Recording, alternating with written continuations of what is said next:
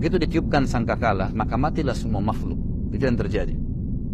Kemudian terjadilah benturan-benturan kiamat, hari kiamat, dan banyak ayat Al-Quran yang lain juga menyebutkan maka planet-planet akan bertabrakan dan seterusnya. Kemudian pada saat itu manusia akan dibangkitkan dengan tiupan sangkakala yang kedua, dan turunlah hujan, gerimis tadi lalu membuat mereka bangkit. Nah, pada saat mereka bangkit ada hadis Nabi SAW yang berbunyi, riwayat Bukhari.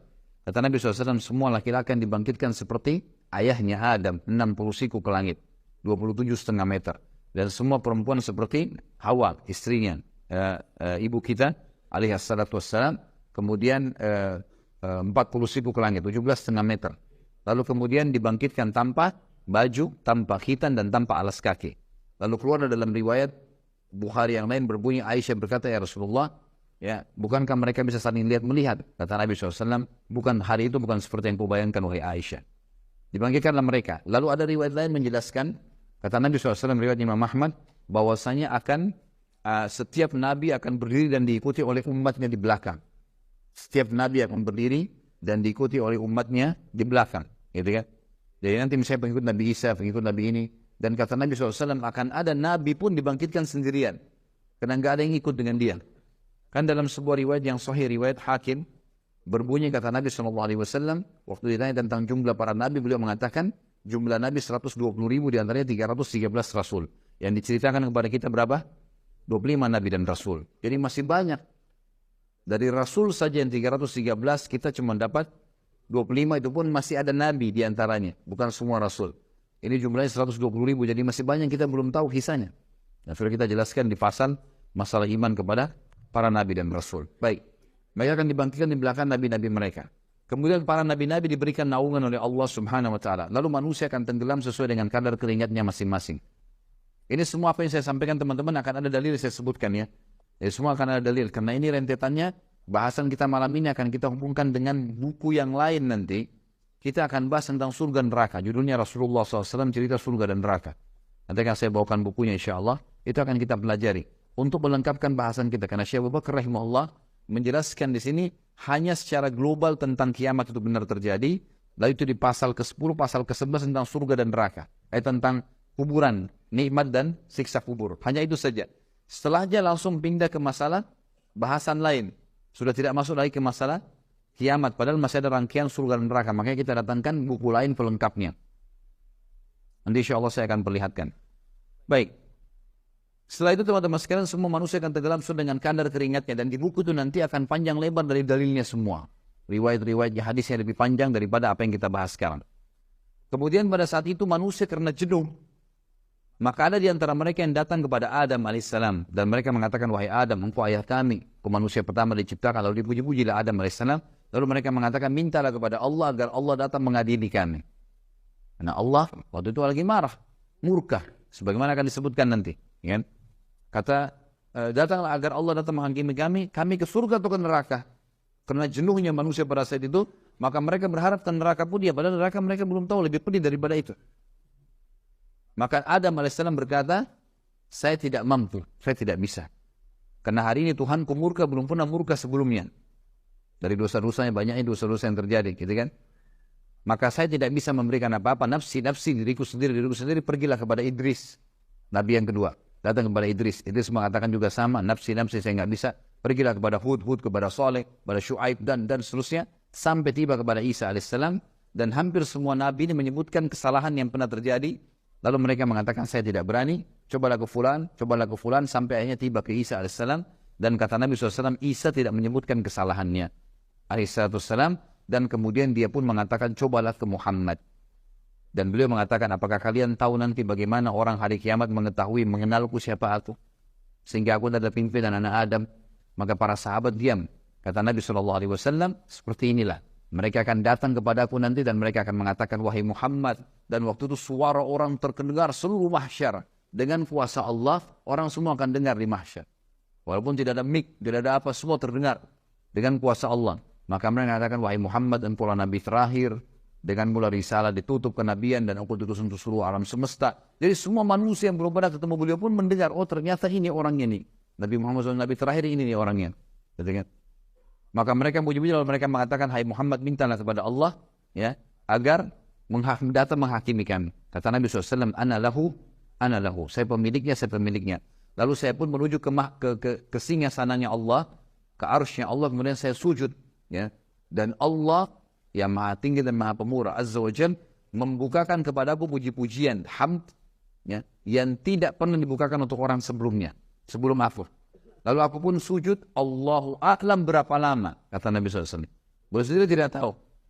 Beliau cuma mengatakan, aku sujud, sampai terdengar Allah Azza wa Jal berkata, ya Muhammad, irfa' ra'sak washfa' tushfa'. Hai Muhammad, angkat kepalamu, berikanlah syafaat, kau akan diterima syafaatmu. Maka Nabi SAW di situ mengeluarkan dua syafaat. Syafaat ammah, syafaat khassa. Syafaat ammah ini syafaat umum. Agar Allah datang, syafaat artinya pertolongan ya. Pertolongan umum untuk semua manusia, makhluk, agar Allah datang mengadili. Syafaat yang khusus diberikan untuk orang beriman.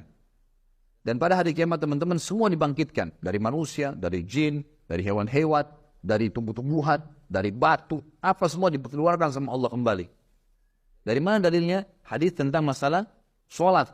Yang kata Nabi SAW, kalau seorang di antara kalian sholat di sebuah tempat, maka akan jadi saksi hari kiamat. Ini ulama mengatakan bukti bahwasanya akan keluar. Dibangkitkan, dikeluarkan oleh Allah SWT. Kemudian ada hadis Nabi SAW juga yang berbunyi, disebutkan juga oleh Ibnu Katsir dalam tafsirnya, tentang masalah ini. Nanti Allah SWT akan membangkitkan hewan-hewan. Dan Allah akan menghakimi dua domba yang saling tanduk. Kenapa yang satu menanduk yang lainnya? Dengan kemahaadilannya gitu kan. Tapi tentu teman-teman tidak usah ditanya hewan-hewan nanti kemana, Allahu a'lam, nggak ada dalilnya. Ya. Yang penting antum selamat. Gak usah tanya macam-macam gitu kan. Itu intinya. Tapi memang ada hadis menjelaskan ada unta yang menanduk, ditanya oleh Allah kenapa dia menanduk gitu kan. Saking keadilan Allah SWT menyebar di mana-mana. Baik. Kemudian pada saat itu Allah SWT menghakimi manusia. Didatangkanlah timbangan. Dan timbangan ini memiliki lisan. Di dalam hadis dikatakan memiliki lisan. Yang akan memuji orang beriman dan akan menghardik orang-orang yang kafir. Gitu ya. Ditimbanglah amal. Dan timbangan tersebut datang dengan neraca keadilan. Neraca keadilan. Tidak akan pernah bisa menimbang. Tidak akan menimbang kecuali amal. Sampai-sampai kata Nabi SAW akan datang seseorang yang badannya besar. Bayangkan kalau tinggi kita pada saat itu 60 siku ke langit. Nah, 27,5 meter. Dan Adam alaihissalam itu tingginya 27,5 meter, lebarnya itu 6-7 meter kurang lebih. Itu luar biasa. Nah, semua manusia akan begitu laki-laki. Ada seseorang kata Nabi SAW badannya besar, loncat ketimbangan amalnya untuk memberatkan dan tidak bertambah sedikit pun. Dan tambah cuma amal solehnya. Tidak ada gunanya dia loncat situ pun tidak akan bermanfaat. Ditimbanglah amal tersebut.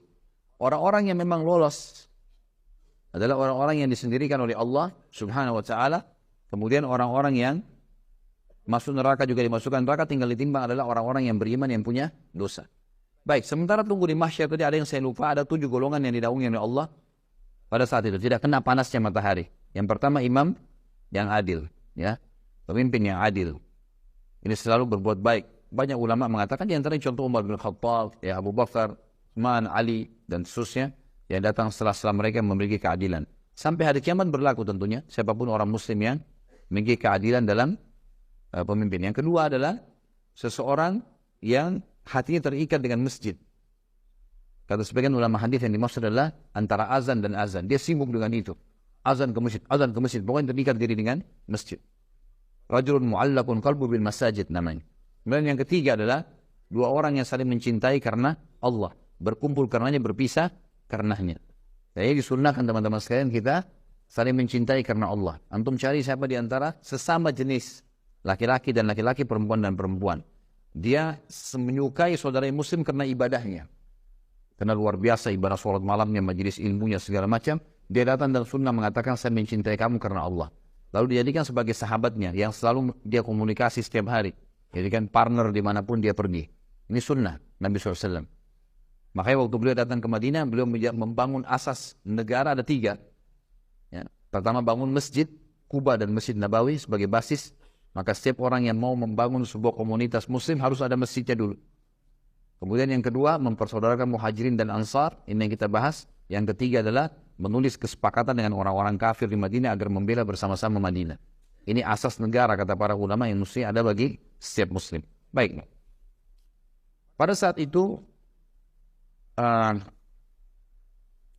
orang yang bersaudara karena Allah, berkumpul karenanya, berpisah karenanya, akan mendapatkan juga naungan Allah Subhanahu wa taala. Ini yang keberapa? Yang ketiga. Dua dari mana? Yang keempat, seorang laki-laki masuk dalamnya, kata para ulama, perempuan. Seorang laki-laki yang dipanggil oleh seorang wanita yang cantik, memiliki kecantikan dan kedudukan. Bisa kekayaan, bisa jabatan, bisa ke jalur nasab, jalur keturunan yang mulia, sempurna. Sudah cantik, sudah pintar, sudah kaya, segala macam. Menggoda sekali sebenarnya. Mengajak dia berzina, lalu dia mengatakan, saya takut karena Allah. Kemudian yang kelima adalah seseorang yang mengingat seorang Allah, mengingat Allah sendirian, lalu dia menangis. Ini juga fadilah orang yang menangis karena Allah Subhanahu wa taala, ya. Maka dalam hadis lain dikatakan tidak akan tersentuh api neraka dua mata yang menangis karena Allah. Jadi dia lagi sholat malam, dia ingat dosanya, dia bertobat sama Allah, dia ingin masuk surga, minta surga, dia ingin minta diberkahi, minta diselamatkan dan seterusnya. Ini adalah orang-orang yang jelas masuk di sini. Ya. Kemudian yang keenam adalah orang yang berinfak dengan infak atau sedekah yang dia keluarkan dengan tangan kanannya sampai tangan kirinya tidak tahu. Tentu kata ulama hadis ini yang dimaksud ya, kinayah, dalam arti kata tangan kanan, tangan kiri, kalau kita keluarin ini saya kasih marwan air, tetap aja tangan kiri ada di sebelah saya. Tapi ini gambaran, artinya kalau tangan kirinya tidak tahu, maksudnya adalah orang lain. Kalau tangan kiri tidak tahu, apalagi orang lain. Saking dirahasiakannya dia. Sedekah itu dirahasiakan. Itu akan masuk sebagai orang yang dinaungi nanti. Jadi dia suka bersedekah. Ini fadilah orang yang bersedekah, tapi dirahasiakan. Jangan baru sedekah Rp1.000 sudah satu kampung tahu. Kan? Harusnya memang dirahasiakan. Gitu kan? Ini sudah sumbang AC. Oh, si fulan sudah sumbang sekian. Tidak perlu sebut. Urusan antum dengan Allah Subhanahu wa taala sudah selesai. Ya, amal baik sudah dicatat oleh malaikat. Tentu ada sekretarisnya Allah Subhanahu wa taala. Maka Anda kutip di sini ya. Ini artinya Allah Subhanahu wa taala menjadikan untuk kita penulis, sekretaris kita ini menulis semuanya amal-amal saleh kita. Yang terakhir, yang ketujuh, siapa yang tahu? Hah? Ada yang ingat ya? Hah? Pemuda yang tumbuh di jalan ketaatan kepada Allah. Ini sengaja saya terakhirkan teman-teman untuk antum paham nih. Jadi ternyata anak muda itu kalau dia dalam keadaan ketaatan kepada Allah punya fadilah. Kalau antum pernah melalui masa-masa ada dosa teman-teman sekalian, jangan wariskan ke anak-anak. Biarkan dia tumbuh dalam ketaatan. Kalau kita baru bisa baca Quran di umur 20 tahun, 25 tahun, 30 tahun teman-teman, anak kita harus hafal Quran di 6 tahun. Target harus berubah. Ini punya fadilah sendiri. Jadi anak muda yang tumbuh dalam ketaatan Allah. Sampai kata Nabi SAW dalam hadis lain, Inna Allah yu'jubu min syabin laysa lahu sabwah. Allah kagum dengan anak muda yang tidak ikuti hawa nafsunya. Allah Azza wa Jalla pencipta kagum dengan orang ini. Dan anak muda, kata ulama, masuk dalam hitungan syariat 40 tahun ke bawah. Ada sebagian menyebutkan 50 tahun ke bawah, itu masuk semuanya dianggap anak muda. Masih muda, di kalangan muda. Gitu. Makanya para nabi-nabi dinobatkan menjadi nabi umur berapa? 40 tahun. Gitu kan? Puncak-puncaknya Nabi SAW mendapatkan kemenangan di umur 50 sampai 60 tahun. Karena fase kemenangan di mana? Di Madinah, 10 tahun terakhir. Nabi SAW meninggal umur 63 tahun kan? Jadi kalau kita mundur 10 tahun, berarti umur 53 tahun itu fase keemasan. Sampai 63 tahun beliau meninggal dunia. Kalau dalam ilmu tarbiyah disebutkan bahwasanya kejiwaan maksudnya, ya, tapi di dalam agama, pandangan agama ya, itu dibagi fase-fase semangatnya orang per 20 tahun. 20 tahun pertama itu puncaknya fase keemasan. Di situ orang mau punya prestasi. Umur 20 tahun kedua berarti 40 tahun. Itu fase di mana orang mengejar sebuah prestasi. Apa ini? Saya harus jadi apa? Yang ketiga fase 60 tahun. 20 tahun yang ketiga. Ini puncak-puncaknya juga orang mengejar. Biasanya umur-umur 60 tahun itu kalau orang biasa di akademik, dia berusaha mengejar prestasi tertentu. Karya tulis kah, gelar profesor kah, apalah ya. Seperti itulah ya. Jadi dia ingin punya prestasi tertentu. Yang jelas teman-teman sekalian, di sini yang terakhir adalah anak muda. Dan bersyukurlah kita karena ada pendapat ulama yang mengatakan 50 tahun ke bawah. Masih dihitung, berarti dengan kita menjaga ketaatan pada Allah di umur-umur kita sekarang, insya Allah kita termasuk di dalamnya. Gitu kan? Maka ini poin penting teman-teman sekalian. 7 orang ini dapat naungan Allah, di mana naungan tidak ada naungan kecuali naungan Allah pada saat itu. Baik. Kita masuk ke masalah timbangan amal. Ditimbanglah amal-amal orang. Timbanglah amal-amal orang. Dan yang akan ditimbang hanya amal baik dan amal buruk. Ya. Yang sempat kita taubat darinya tidak ada timbangan tentunya, tapi tetap tercatat di buku amal kita. Orang pernah zina, orang pernah dusta, dia tahu pada saat ini, supaya ada bukti bahwasanya malaikat memang mencatatnya. Dan makanya Allah SWT pada saat mengatakan, A'udzubillahi minasyaitonir rajim, ma yalfidu min qaulin illa ladayhi raqibun atid. Tidak ada satu huruf pun yang lewat dari mulut mereka, perbuatan mereka, kecuali akan dicatat oleh raqib dan raqibun atid. Raqib atid ini ada yang mengatakan adalah istilah bagi pengawasan, gitu kan. Ada juga yang mengatakan nama malaikat, tapi ini istilah bagi pengawasan, gitu. Baik, ini menandakan bahwasanya semua akan tercatat, semua akan tercatat. Tapi yang ditimbang nanti sebagai dosa adalah yang tidak sempat dia taubat. Makanya Nabi SAW mengatakan, saya bertobat kepada Allah sehari 70 sampai 100 kali.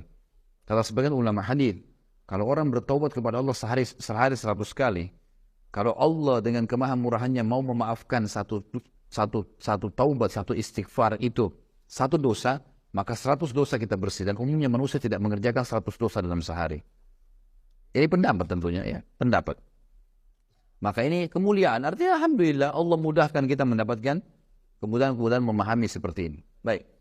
Kemudian setelah itu, setelah di timbangan amal, kalau yang lebih berat, walaupun sedikit amalnya, maka akan mendapatkan kelolosan pahala. Maksudnya lolos masuk surga. Baik. Ada sebuah hukum di sini. Kalau seandainya seseorang ditimbang amalnya hari kiamat, lalu dia sudah lolos. Ini ulama mengatakan orang yang sudah lolos dari timbangan amalnya, dia akan diberikan kesempatan memberikan syafaat. Jadi yang dimaksud dengan syafaat mukminin, syafaat orang-orang beriman. Kapan mereka memberikan syafaat? Pada saat timbangan amalnya sudah lolos. Jadi misal seseorang punya 200 pahala. Dia punya anggaplah 2000 pahala, dia punya dosa 1000. Sekarang otomatis 2000 dengan 1000 lolos kan? Dia punya berapa lebih? 1000 lebih. Nah, sebagian ulama, saya bilang di sini sebagian, mereka mengatakan bahwasanya orang ini bisa memberikan syafaat 1000 pahala kepada orang yang dia suka. Saudaranya kah, kerabatnya kah, mungkin ada lagi timbang amal butuh 900 dikasih sama dia. Tapi bukan berarti pahalanya dikasih ya. Enggak. Allah dengan kemahamurahannya karena dia punya lebih 1000, dia boleh memberikan nilai 1000 kepada orang, tapi tidak dikurangi pahala dia. Bukan ini yang dikasih ke dia, saudara. Karena ini nanti akan menentukan derajat di surga. Kita masuk surga dengan rahmat Allah, tapi menentukan derajat di surga adalah amal-amal kita kan. Jadi nilainya, kita ada lebih 1000, Allah kasih. Nah, karena kau punya lebih 1000, kau boleh tolong orang 1000. Silakan. 1000 pahala juga. Punya 10.000 ya 10.000. Punya 100.000 ya 100.000. Punya 1.000.000 ya 1.000.000. Sampai kata Nabi SAW akan datang nanti seseorang hari kiamat memberikan syafaat sampai seperti satu suku Mudar. Suku Mudar ini suku induknya orang-orang Arab. Jumlahnya jutaan orang di bawahnya. Nanti ada satu orang kata Nabi SAW hari kiamat ya, akan memberikan syafaat sampai seperti suku Mudar. Saking banyaknya pahalanya dia, ditimbang dosanya sedikit, lolos. Maka dia akan berikan syafaat. Si fulan kasih sekian, si fulan kasih sekian, si fulan lolos. Itu juga akan kita ulangi nanti riwayatnya insya Allah pada saat bahas tentang buku Rasulullah SAW cerita surga neraka. Berikut riwayat-riwayatnya di buku mana, siapa yang riwayatkan, nomor hadisnya dan seterusnya. Baik. Pada saat itu diberikanlah syafaat-syafaat, pertolongan-pertolongan, dan tidak akan masuk neraka kecuali orang yang betul-betul luar biasa. Beberapa kejadian besar di timbangan adalah diantaranya ada namanya hadis bitaqah dalam hadis Bukhari. Hadis kartu. Kartu di sini maksudnya adalah bitaqah, bahasa Arab orang bilang kartu, seperti kotak kartu dan seterusnya. Kata Nabi SAW nanti akan datang seseorang membawa pahala bergulung, membawa dosa bergulung-gulung. Dosanya banyak sekali. Waktu ditimbang amal solehnya langsung kalah. Lebih berat dosanya. Dia sudah tahu dia akan masuk neraka. Dosanya banyak sekali. Gak mungkin selamat sudah. Lebih berat dosanya daripada pahalanya. Maka kata Nabi SAW, Allah berfirman kepada dia, berkata kepada hambanya ini, karena ada hadis yang berbunyi, pada saat kita ditimbang amal teman-teman sekalian, kata Nabi SAW dalam hadis sahih, Tidak ada seorang pun di antara kalian kecuali dia akan berbicara dengan Tuhannya berdua tanpa ada penterjemah. Allah akan bilang, kamu begini, kamu begini, kamu begini. Dengan seluruh bahasa. Allah yang ciptakan semua bahasa. Maka akan diajak ngomong berdua oleh Allah SWT. Kamu begini, kamu begini. Nanti akan datang orang dosanya banyak sekali. Dan ini disurati karena memang hadisnya mulia. Memberikan berita gembira bagi orang yang beriman gitu kan. Maka kata Allah SWT, apakah ada amal kamu yang bisa mengalahkan dosamu sebanyak ini? Tadi ya Allah, amal apa lagi? Setelah ini semua, nggak ada lagi amal. Ini apa sudah ditimbang? Ini. Kata Allah SWT, coba ingat-ingat. Dia bilang tidak ada ya Allah. Sudah nggak ada. Lalu dikeluarkanlah bitaqah itu. Kotak atau kartu tadi. Tertulis, La ilaha illallah. Tidak Tuhan yang berhak disembah kecuali Allah. Yang dia ikhlas menjaga. Sebagian ulama mengatakan orang ini tidak buat syirik. Tetap dia ahli tauhid, mempertahankan keesaan Allah, tapi dia punya dosa-dosa lain. Mungkin dia berzina, mungkin dia dusta, mungkin. Tapi ini tauhidnya nggak tercoreng. Karena kalau syirik tidak masuk dalam hadis ini. Terbukti dalam surah An-Nisa Allah mengatakan, A'udzubillahi minasyaitonir rajim, innallaha la yaghfiru an yushraka bih wa yaghfiru ma duna dzalika liman yasha. Allah tidak akan mengampuni orang yang berbuat syirik, tapi Allah mengampuni dosa selain daripada syirik. Nah, berarti ini tidak masuk di sini syirik. Berarti dia kata ulama hadis dia adalah muwahhid. Orang ini memang mengesahkan Allah. Tidak pernah berdukun, tidak pernah minta-minta penghiburan, tidak pernah segala macam. Ini syirik nggak ada. Dia betul-betul murni dosa, tapi dosa yang dia akui sebagai kesalahan. Maka didatangkanlah bitaqah tersebut, lalu ditimbangan pahalanya, tiba-tiba menjadi lebih berat daripada dosanya, dan semua dosanya akan terlempar. Maka lolos dan dia masuk ke dalam surga. Maka dalam sebuah hadis Bukhari Muslim juga pernah, Nabi SAW bagi duduk dalam sebuah kebun, kemudian datang sahabat Nabi Abu Musa al-Asy'ari lalu mengatakan, ya Rasulullah, gitu kan, saya datang untuk menjaga anda. Kata Nabi SAW, telah sampai kepada saya berita, Allah mengatakan, ya, siapapun yang di dalam hatinya sebesar biji sawi, siapa yang mengucapkan la ilaha illallah tulus dari hatinya, dia pasti masuk surga. Maknanya adalah, kalau dia masih punya dosa pun, kemudian dia masuk neraka dulu, tetap akan masuk surga. Nanti kita bahas masalah syafaat. Kalau kita bahas surga dan neraka, nanti akan ada orang-orang yang sudah belang-belang di neraka, sudah bolong, sudah hangus, keluar asap, dikeluarkan oleh orang-orang mukmin dan Nabi SAW dari neraka. Kemudian mereka akan dicemplungkan di sungai-sungai yang berada di pintu gerbang surga, lalu mereka tumbuh seperti tumbuhnya tanaman yang masih baru tumbuh, masih lemah sekali. Dan para ahli surga menyemproti mereka dengan, menyirami mereka dengan air-air itu. Nanti akan kita bahas insyaAllah masalah surga dan neraka, masalah itu akan keluar mereka. Maka kata Abu Musa al-Asy'ari, Rasulullah, apakah boleh saya sebarin ke orang-orang ini? Kata Nabi SAW, kalau kau sebarin berarti mereka akan bergantung dengan itu. Jadi maknanya di sini memang mentauhidkan Allah penting kan, la ilaha illallah itu kalimat tauhid kan, pengesahan. Tidak ada sekutu bagi Allah, tidak ada Tuhan yang berhak disembah kecuali Allah. Tidak ada sekutu baginya masalah itu. Baik. Setelah itu teman-teman sekalian, setelah semua ditimbang amalnya, orang-orang beriman yang sudah lolos tadi tanpa hisab, orang beriman juga yang sudah lolos dari timbangan ini akan kumpul di haud. Haud ini adalah kuala Nabi SAW di mahsyar. Kuala Nabi SAW di mahsyar. Kata Nabi SAW, ana faratukum, saya akan dahului kalian ilal haud, ke haud. Lalu beliau pun mengatakan, saya akan tunggu dan saya akan melihat satu persatu orang yang lolos di haud. Mereka akan minum dan siapapun yang minum dari haud tidak akan pernah haus selamanya. Yang tidak minum di situ hanya orang kafir, musyrik, orang munafik dan orang-orang yang dasarnya mukmin tapi banyak dosanya, masuk neraka dulu. Karena dosanya lebih berat daripada amal solehnya. Maka ini akan pergi. Tentu ada juga orang-orang yang buruk nanti di timbangan amal ya. Orang yang banyak pahalanya, ada sholatnya, ada puasanya, ada zakatnya, ada ini. Tapi dia buruk hubungan dengan manusia. Pernah caci maki orang ini, pernah menghina orang ini, pernah mengambil haknya orang ini. Tidak pernah minta maaf. Maka orang-orang ini nanti akan datang, kata Nabi SAW, orang yang bangkrut. Apa kalian tahu siapa orang yang bangkrut? Kata para sahabat, ya Rasulullah, yang dirham dinarnya habis. Kata Nabi SAW, tidak. Bangkrut adalah orang yang datang hari kiamat membawa pahala sholat, zakat, puasa, haji, tapi sisi lain pernah caci maki orang ini, pernah pukul orang itu, pernah mengambil haknya orang ini, dan mereka meminta kepada Allah di hari kiamat di timbangan. Ya Allah, orang ini begini, diambilin. Ya Allah, orang ini begini, didatangin semua. Ini dengan keadilan. Nggak ada bisa tersembunyi, nggak ada sogok-sogokan. Semua kena pada saat itu. Kalau habis pahalanya karena orang nuntut, masih ada yang nuntut, diambil dosa-dosa orang yang menuntut, diberikan kepada dia. Maka itu adalah orang yang bangkrut sebenarnya. Hai sekalian orang-orang yang beriman, sekali lagi bertakwalah, hanya patuh dan tunduklah kepada Allah dan ucapkanlah kalimat yang benar. Niscaya Dia akan memperbaiki amal-amal perbuatan kalian, mengampuni dosa-dosa kalian. Barang siapa yang mentaati Allah dan Rasulnya, maka dia telah mendapatkan kemenangan yang besar. Amma ba'd, fa inna asdaqal hadithi kitabullah. Kita tahu, seluruh umat Islam juga faham bahwasanya rujukan pertama umat Islam dan utama adalah kitabullah Al-Quran. Wa khair hadyu Muhammadin sallallahu alaihi wasallam. Dan sebaik-baik petunjuk dalam ini kehidupan setiap muslim, terutama dalam ibadah setelah Al-Quran, adalah petunjuk baginda Nabi besar Muhammad sallallahu alaihi wasallam. Wa syarrul umuri muhdatsatuha, dan seburuk-buruk perbuatan yang tidak punya rujukan wahyu Al-Quran dan sunnah. Fa inna kulla muhdatsin bid'ah, karena ibadah yang tidak punya rujukan dikenal dengan perbuatan dalam agama. Wa nabidatin dhalalah, perbuatan itu bisa membawa pelakunya pada keliruan wa dalalah finnar, dan sesungguhnya keliruan akan membawa pelakunya pada kesesatan atau neraka. Saudaraku seiman, apa yang saya bacakan tadi dikenal dengan khutbah hajah.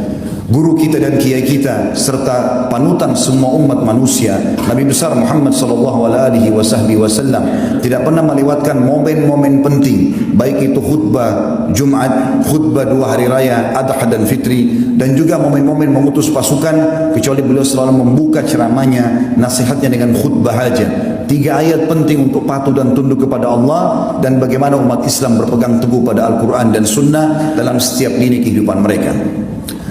Izinkan saya pada kesempatan ini menyampaikan bencana dan hikmahnya.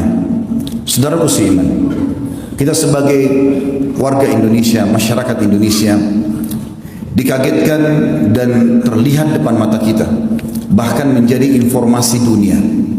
Terjadi tsunami Aceh yang sangat menghebohkan dunia. Terjadi longsor dan juga terjadi beberapa banjir di beberapa daerah yang lain.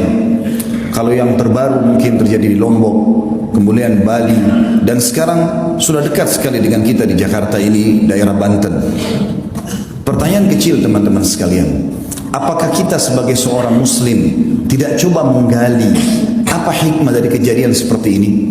Apakah kejadian yang memakan korban manusia begitu banyak, kerugian harta, hancurnya bangunan, kendaraan, banyaknya anak-anak yang menjadi yatim, perempuan yang menjadi janda, dan berapa banyak yang harus dikeluarkan lagi anggaran dari pemerintah, sumbangan dari masyarakat untuk membantu saudara-saudara kita di sana. Ini hal-hal yang harus sadar atau kita sadari teman-teman. Kalau seandainya itu hanya sekedar terjadi gelas yang jatuh dari tangan kita, atau mungkin ban motor kita yang kempes atau ban mobil kita, mungkin masih lebih ringan. Tapi tsunami, longsor, banjir, dan depan mata tidak bisa orang melarikan diri pada saat tertimpa itu. Apakah ini bukan sebuah pelajaran? Ini bukan bioskop film yang hanya dibuat dan rekayasa ceritanya. Fenomena alam. Mari kita gali lebih dalam teman-teman sekalian, bagaimana Al-Quran dan Sunnah memberikan gambaran kepada kita tentang fenomena seperti ini. Dalam ayat Al-Quran, Allah subhanahu wa ta'ala menyebutkan banyak sekali bahwasanya Allah tidak akan pernah menghancurkan sebuah negeri, mendatangkan bencana tanpa sebab. Allah subhanahu wa ta'ala akan mendatangkan semua itu justru karena ada sebab-sebab yang harus kita pelajari dan kita renungi. Ayat yang pertama, saudaraku seiman, Allah sebutkan dalam surah Al-Qasas, surah nomor 28 ayat 59. A'udzu billahi minasyaitonir rajim. Wa ma kana rabbuka muhlikal qura hatta yab'atha fi ummiha rasula yatlu 'alaihim ayatina wa ma kunna muhlikil qura illa wa ahluha zalimun. Garis bawahi kalimat terakhir Allah di sini, zalimun. Artinya, dan ketahuilah hai Muhammad, dan beritakan kepada semua orang yang kau jangkau untuk diberitakan dari kalangan manusia, bahwasanya Tuhanmu tidak akan pernah menghancurkan, membinasakan sebuah kota, desa, negeri, sampai ia atau Allah mengutus padanya rasul atau penyampai berita bahwasanya ini haram, ini halal, ini perintah Allah, ini larangannya, yang akan membacakan kepada mereka ayat-ayat kami, dan kami tidak akan pernah menghancurkan sebuah negeri kecuali penduduknya dalam keadaan berbuat zalim. Makna zalim di sini kata ulama tafsir adalah melanggar maksiat dan terus menerus dalam pelanggaran tersebut. Di dalam ayat lain, surah Al-Hijr, surah nomor 15 ayat 4, Allah pun berfirman, A'udzubillahi minasyaitonirrajim, wa ma ahlakna min qaryatin illa walaha kitabun ma'lum. Ketahuilah, tidak akan pernah kami binasakan satu negeri, datangkan bencana yang merata, kecuali memang telah sampai kepada mereka berita penting dari kami. Juga dalam surah Hud, surah nomor 11 ayat 117, bertubi-tubi Allah ingatkan kalau Allah tidak akan datangkan bencana kecuali karena ada pelanggaran. A'udzubillahi minasyaitonirrajim, wa ma kana rabbuka liyuhlikal qura bidzulmin wa ahluha muslihun. Beritakan hai Muhammad kepada seluruh manusia yang kau temui, termasuk pengikutmu, Tuhanmu tidak akan pernah membinasakan satu negeri sementara penduduknya berbuat kebaikan. Saudaraku seiman, kalau terjadi bencana, bukankah kebanyakan saudara kita hanya sekedar berpikir bagaimana menyelamatkan dirinya saja? Hanya bagaimana dia sembunyi di bawah tenda, menunggu sesuap makanan, menunggu pakaian-pakaian bekas. Tapi mereka setelah selesai itu semua, datanglah pemerintah kembali memperbaiki infrastruktur yang ada, datanglah sumbangan-sumbangan, mereka kembali ke rumah-rumah mereka dan kembali kepada kebiasaan dan maksiat yang sama. Inilah yang menyebabkan saudaraku seiman terulang dan terulang bencana tersebut. Di dalam sebuah hadis yang perlu kita renungi teman-teman sekalian, disebutkan oleh Ibnu Umar radhiyallahu anhu, dan ini termasuk tanda-tanda hari kiamat. Kata Ibnu Umar radhiyallahu anhu, kata Abu Hurairah radhiyallahu anhu, la taqumus sa'a hatta yamshi ar-rajulani ila al-amri ya'malanihi fayamsakh ahaduhuma qiradan aw khinziran fala yamna alladhi naja minhuma ma ra'a li sahibihi ay yamdiya ila sya'nihi dhalika hatta yaqdiya syahwata. Tidak akan terjadi kiamat, kata Abu Hurairah anhu. Ini penyampaian dari hadis yang diambil dari Nabi SAW. Tidak akan terjadi kiamat sampai dua orang yang bersama-sama jalan ingin menyelesaikan hajatnya, mencurikah, menipukah, berzinakah. Kemudian salah satunya Allah ubah baik menjadi kerah, Allah kutuk, atau menjadi babi. Tetapi uniknya, yang satu yang sempat selamat tidak mengambil pelajaran dari yang terjadi pada temannya. Dia malah tetap jalan melanjutkan syahwatnya. Lalu kata Abu Hurairah masih lanjutannya, wa hatta yamshi rajulani ilal amr ya'malanihi, dan sampai juga terjadi dua orang laki-laki yang berjalan, dua-duanya ingin melampiaskan syahwatnya pada yang haram, zina kah, menipu kah, mencuri kah, atau yang sejenisnya. Fayakhsifu ahaduhuma, lalu salah satunya ditenggelamkan ke dalam bumi oleh Allah. Fala yamna alladhi naja minhuma ma ra'a bi sahibihi ay yamshiya li sya'nihi dzalik. Tetapi sayangnya temannya yang selamat dari tenggelam itu, longsor kah, badai kah, atau tenggelamnya dengan tsunami kah, dia tidak menahan dirinya untuk melampiaskan hajatnya hatta yaqdiya syahwatahu min. Bahkan bisa saja dia melampiaskan syahwatnya pada temannya yang tenggelam itu. Saudaraku seiman, banyak orang yang tenggelam di depan mata, justru malah temannya datang mengambil jam tangannya, mengambil handphonenya, terjadi penjarahan. Bukan ambil pelajaran dari hukuman itu, malah terbalik melakukan kemaksiatan yang lagi. Ini semua tanda-tanda hari kiamat. Juga disebutkan oleh Malik bin Dinar rahimahullah, seorang ulama tabi'in, balagani anna rihan takunu fi akhir zaman wa dhulm fayabzi an-nasu ila ulama'ihim fayidunhum kad masakhu. Telah sampai kepada kami informasi dari para sahabat Nabi bahwasanya nanti akan datang di akhir zaman bencana yang datang, kegelapan, kehancuran, kebinasaan. Lalu orang-orang coba lari mencari ulama-ulama mereka, tapi mereka menemukan ulama mereka juga sudah dibinasakan sama Allah. Saudaraku seiman, mungkin muncul di benak kita masing-masing, kenapa kita disiksa oleh Allah? Bukankah kita umat Islam? Kenapa Aceh yang kena tsunami? Mayoritasnya Muslim. Kenapa Indonesia yang kena bencana? Mayoritasnya Muslim. Apa masalahnya? Maka jawabannya renungi hadis-hadis ini teman-teman. Allah subhanahu wa ta'ala akan menghukum pelanggar-pelanggar tanpa melihat dia Muslim atau dia kafir. Justru kalau anda Muslim, anda sudah faham Al-Quran dan Sunnah, mana halal, mana haram, mana yang diperintahkan, mana yang dilarang, azab lebih dekat pada kita. Dengarkan hadis Nabi SAW, bagaimana Nabi menyampaikan kalau memang dari umat ini akan terjadi penyiksaan justru karena pelanggaran mereka. Hadis yang pertama teman-teman sekalian, kata baginda Nabi SAW, tamsakhu ta'ifatun min ummati, nanti akan datang umatku dikutuk oleh Allah, kiradatan wa ta'ifatan khanazir, dikutuk, diubah wujudnya menjadi monyet ataupun jadi kera. Wa yukhsafu bi ta'ifah, ada juga di antara umatku, bukan orang kafir, umatku akan ditenggelamkan ke dalam bumi. Wa yursal ala ta'ifatin ar-rihul akim, dan ada di antara mereka yang dihantam dengan badai-badai yang besar. Kenapa sebabnya? Kenapa umat Islam? Lalu kata Nabi SAW, bi annahum syaribul khamr. Permasalahan pertama mereka adalah mereka rame-rame mengkonsumsi khamr. Khamr, teman-teman, bukan cuma minuman beralkohol. Semua yang bisa memindahkan akal manusia dari normalnya namanya khamr. Makanya ulama fikih memberikan definisi khamr adalah kullu ma yukhammirul akal, semua yang membuat akal keluar dari jalur normalnya. Makanya narkotika pun masuk dalam khamr. Sekarang jadi peredaran, jadi tempat-tempat yang luar biasa, tempat orang mengkonsumsi, bisa mendapatkannya, bisa menjualnya, bisa segala macam hal. Tersebar khamr, penyebab pertama. Yang kedua, walabisul harir, dan para kaum laki-laki mereka berlumba-lumba menggunakan sutra. Teman-teman sekalian, mohon maaf saya menyampaikan ini. Sutra ini dianggap sebagai pakaian orang kaya, dan kalau sudah kaya seperti tidak pantas kalau tidak pakai sutra. Dengarkan baik-baik saudaraku muslim. Nabi SAW pernah mengangkat benda di tangan kanannya, tepatnya emas. Lalu beliau mengangkat sutra di tangan kirinya sambil mengatakan, inna hadzaini haramun ala dhukuri ummati. Dua benda ini haram bagi laki-laki umatku. Teman-teman sekalian, larangan Nabi SAW jelas. Bahkan kata Nabi SAW, man labisal harira fid dunya lam yalbashu fil akhirah. Siapa di antara kaum laki-laki umatku menggunakan sutra di dunia, dia tidak akan pakai sutra nanti di surga. Pakaian orang di surga adalah sutra. Ini ancaman yang kedua. Yang ketiga, teman-teman, wattakhadul kiyan, dan kemudian mereka sibuk mengurus para penyanyi-penyanyi. Bisa berarti kian penyanyi laki-laki atau kayinat penyanyi-penyanyi perempuan yang sengaja menyebarkan lagu-lagu cinta, pemaksiatan, mengajak pada dosa. Itu yang ketiga. Dan yang keempat, wadarabu bizzufuf, dan mereka bidufuf. Wadarabu bidufuf artinya mereka sibuk menggunakan alat-alat musik.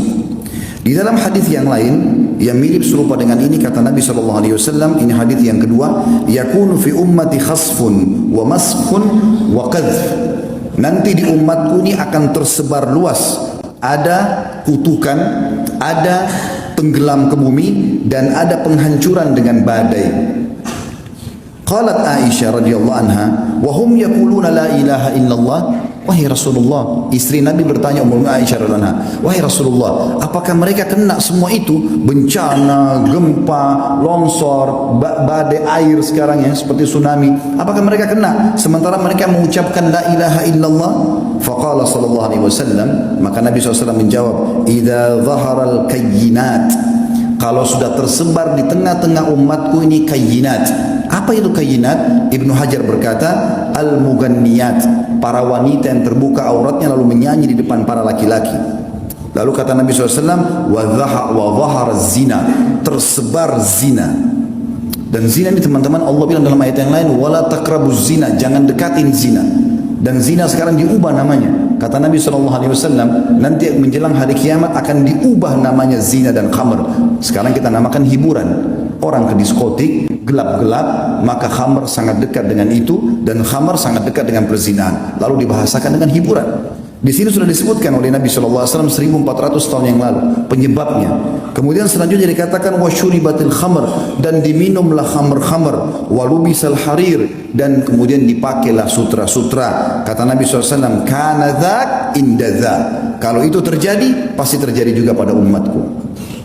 Yang ketiga, teman-teman, kata Nabi SAW, idza amilat ummati khamsu asyrata khaslah, kalau umatku sudah melakukan 15 perkara, halla bihim al-bala, pasti nanti akan merata bala atau cobaan dan bencana pada mereka.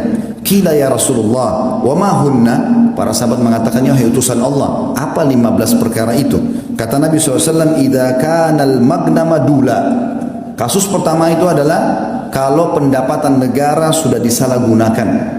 Yang kedua, wal amanatu magnama, Dan kalau amanah sudah dijadikan sebagai sumber pendapatan, sudah hilang di benak seorang muslim bagaimana dia bersiap sosial, bagaimana dia membantu saudaranya muslim dengan mengejar pahala, tapi semuanya harus ada pendapatan. Tidak ada namanya membantu dengan cara sosial. Amanah sudah dijadikan sebagai pendapatan. Selanjutnya waz-zakatu magrama, zakat dijadikan sebagai sumber hutang. Jadi akhirnya zakat yang dia diberikan kepada orang-orang tertentu malah dijadikan utang oleh orang-orang kaya. Selanjutnya wa ata'ar rajulu zaujatah, dan suami-suami sudah mulai tunduk dengan para istri-istri mereka, walaupun itu haram tetap dia patuhi istrinya sementara Allah mengharamkannya. Wa aqqa ummah, sampai pada tingkat dia durhaka dengan ibunya. Wa barra sadiqahu, dan juga pada saat itu terjadilah orang-orang sangat setia dengan teman-temannya atau sahabatnya. Wa jafa abah, dan dia cuekin ayahnya. Wartafa'atil aswat fil masajid, mulailah masjid digunakan untuk mengangkat suara-suara selain ibadah kepada Allah. Wa kana zaimul qaum ardzaluhum, juga masuk dalamnya adalah kalau satu kaum sudah dipimpin oleh orang yang terbodoh di antara mereka.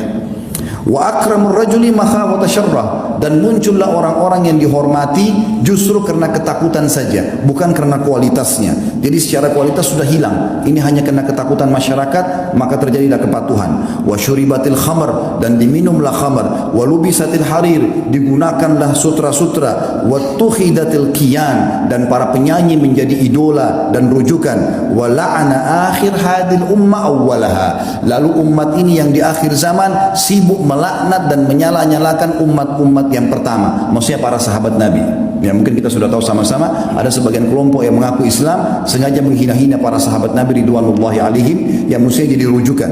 Maka kata Nabi SAW, fayartakibu inda dhalik, maka pada saat itu mereka akan ditimpa rihan hamra, akan datang pada mereka badai yang membawa kemerahan. Sebagian ulama mengatakan badai pasirnya merah, atau mungkin badai yang mendatangkan kebakaran. Wa khasfan, dan mereka dikutuk. Wa khasfan, itu ditenggelamkan di bumi. Wa maskhan, diubah atau dikutuk. Saudaraku seiman, Allah Subhanahu wa taala mendatangkan peringatan termasuk guntur, petir, apa saja ya yang sering mungkin kita lihat fenomena alam yang manusia tidak bisa melarangnya atau menjangkaunya, gitu kan. Itu semua sebagai peringatan. Ini ayat Al-Quran. Saya dari tadi sebutkan qala Allah, qala Rasul. Allah beriman, Rasulullah bersabda. Perhatikan, ini kekal ditilawahkan hari kiamat. Bapak-bapak nanti sebentar kalau mau berjumat bisa buka surah Isra, surah nomor 17 ayat 59. Allah mengatakan, a'udzubillahi minasyaitonir rajim. Wa man nursil bil ayati illa tahwifa. Kami tidak pernah datangkan tanda-tanda dari kami kecuali untuk menakut-nakuti supaya mereka takut. Juga dalam surah yang lain At-Taubah surah nomor 9 ayat 126 Allah berfirman, a'udzubillahi minasyaitonir rajim. Awala yarawna annahum yuftanuna fi kulli amin marratan aw marrataini thumma la yatubuna wa la hum yadhakkarun. Tidakkah mereka itu manusia itu melihat setiap tahunnya kami uji mereka setahun sekali sampai 2 kali, baik di badan mereka dengan penyakit, baik ributnya rumah tangganya, baik keseleo, baik apa saja masalah, atau mungkin masalah lebih umum, semuanya kena masyarakat. Kami uji mereka setiap tahun sekali atau sampai 2 kali agar mereka bertobat dan mereka kembali, tapi sayangnya mereka tidak mengambil pelajaran itu. Juga dalam surah Al-An'am surah nomor 6 ayat 43 Allah berfirman, a'udzubillahi minasyaitonir rajim. Falaula idja'ahum ba'suna tadarra'u walakin qasat qulubuhum wa zayyana lahumus syaitanu ma kanu ya'malun. Andai saja pada saat datang peringatan-peringatan dari kami lalu mereka tunduk dan mereka kembali ke jalan kami, itu akan menyelamatkan mereka. Tetapi sayangnya kata Allah, hati mereka keras dan syaitan menghiasi amal-amal mereka terhadap apa yang mereka lakukan itu. Saudaraku seiman, Allah Subhanahu wa taala kalau menghancurkan kaum itu enggak ada yang bisa selamat. Bukan kita tonton di TV kemarin kejadian tsunami, ada yang lagi duduk di pinggir pantai makan, ada yang lagi ngobrol, ada yang lagi setir mobil. Banyak yang saya temukan waktu kemarin kejadian Palu di Makassar, kami sempat ke sana. Yang saya temui mereka mengatakan lagi duduk sama istrinya, ada yang lagi ngobrol, ada yang lagi telepon, tanpa sadar gempa datang hancur semuanya. Tidak ada kesempatan untuk lari. Jangan kita menganggap bahwa kita bisa melarikan diri, teman-teman sekalian. Kalau hukuman Allah sudah datang berbahaya. Apalagi kalau anda dasarnya tahu hukum dan anda tidak ingatkan orang lain. Renungi hadis Bukhari.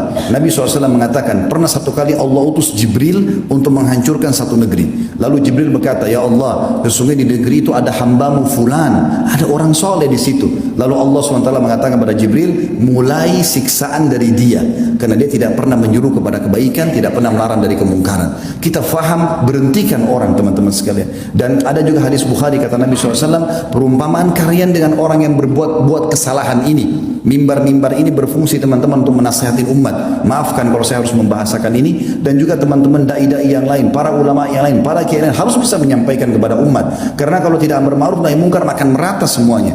Kata Nabi SAW, perumpamaan kalian dengan orang-orang yang berbuat mungkar seperti orang yang di atas satu bahtera. Kalian ada di atas, mereka ada di bawah. Setiap kali mereka mau ambil air, mereka harus naik ke atas. Kalau di kantor, di instansi, di sebuah rumah, di komplek perumahan, di sebuah negara, ada orang-orang yang taat kepada Allah, selalu ingatkan, ini gak boleh loh, haram, ini harus dikerjakan loh. Maka ini mengganggu orang-orang yang berbuat kemaksiatan. Perumpamannya, orang soleh ada di atas kapal, orang yang fasik ada di bawah. Mereka setiap mau ambil air, mau aktivitas, mereka harus naik ke atas.